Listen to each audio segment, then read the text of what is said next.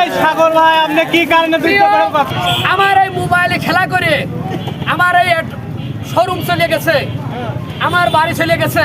এই হিসাবে ভাবলাম আর কোনোদিন এই জুয়া খেলবো না এইটা দেখে সব শিক্ষা গ্রহণ করবেন, জীবনে কেউ জুয়া খেলবেন না।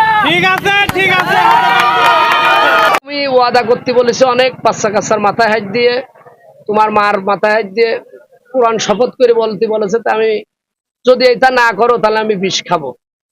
তা আমি বলেছিলাম যে ঠিক আছে, আমি 2-4 দিন আমার ঠান্ডায় থাকি, আমি আপনি একদিন করবো, আমি আর কোনোদিন এটা করবো না।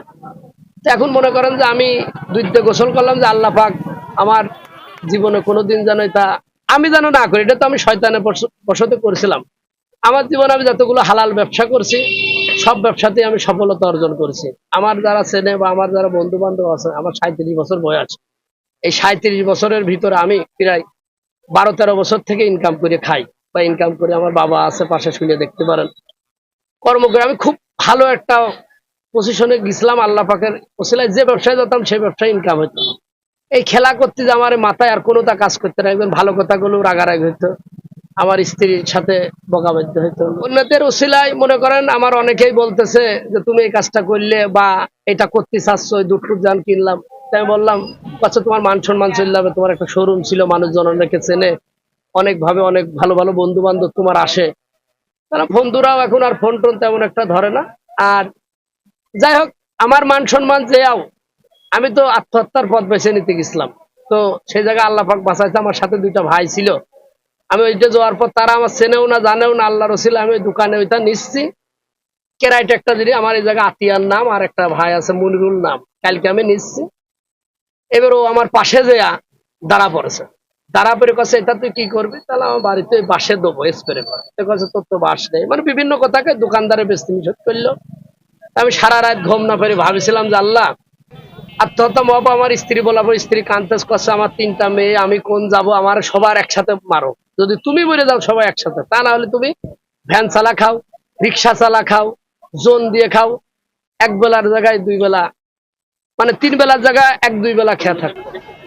অন্যদের উদ্দেশ্যে যে আমি যে ক্ষতিগ্রস্ত হয়েছে এটা যেন আর কেউ কোনোদিন মানে না করে। কারণ কেউ ভাবে যে শুরুতে অল্প টাকা দিয়ে বোধহয় এত দিচ্ছে, এমন চিরদিন দেবে না। ওরা যখন নোয়া ধরে সব নিয়ে যাচ্ছেন মাথা।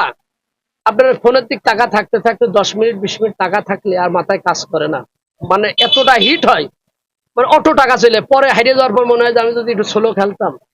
তাই বলি যারা নতুন শুরু করেছেন বা খেলেন, ফিরে আসেন, এইটুকু আমার উদ্দেশ্য। আর আমার এই জীবন ইতিহাস দেখে যদি একটা মানুষ ফিরে আসেন তাহলে আমি মনে করবো আমার মান ইজ্জত যা সব চলে গেল, তারপরেও আমি আমার নিজের কাছে ধন্য মনে করবো যে না, আমি এটা নিশ্চয় আমার দেখে অনেকে ফিরে আসে।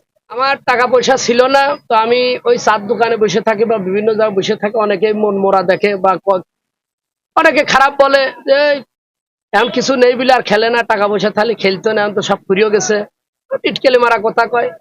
আবার অনেকে এসে কয় যে এটা খা বা এই কর সেই করতে। আমি সেদিন বললাম আজকে তো মনিরুল ভাই, আতিয়ার ভাই বা বিভিন্ন লোক বললো যে তুই এটা যদি না করিস, দুধ দিয়ে গোসল করে ফিরে এসে যা, তাহলে তো দুধ কেনার টাকাটাও তো আমার কাছে নেই। তোরা বলতেছে আমি টাকা আমরা দিস।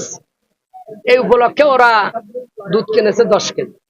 10 কেজি দুধ কেনার পরে মনে করেন যে আমি আমার নিজের টাকা দিয়ে আমি কিনতে চাইছিলাম, কিন্তু আমার টাকাটা এই মুহূর্তে গুছাতে হলে ঘরের কিছু বেচতে হবে, ফার্নিচার অথবা